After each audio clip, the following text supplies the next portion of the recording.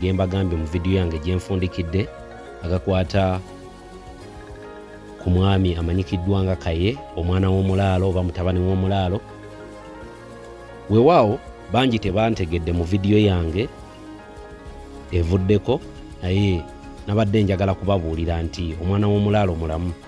Kino nno kintutte ku point eyagala okubeera nga munoonyaako mu buntu, mbeere nga nkuwa obubaka obuva mu kamwa ke, obeere nga naawe obwewulirirako, kubanga nkiwa bangi nnyo bwe daba complaininga title gy'otaddeko n'ebirala.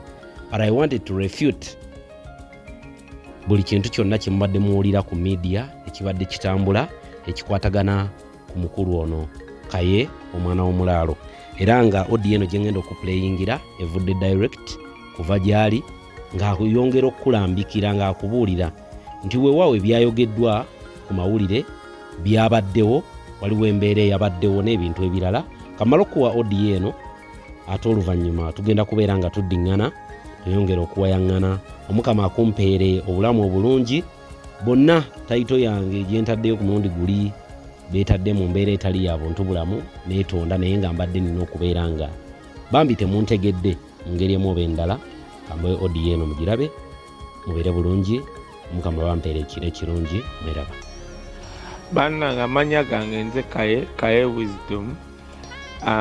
Kituufu bambise, wabaddewo embeera eyabaddewo ku kooti we twabadde, n'ebisigadde nja binnyonnyola abantu.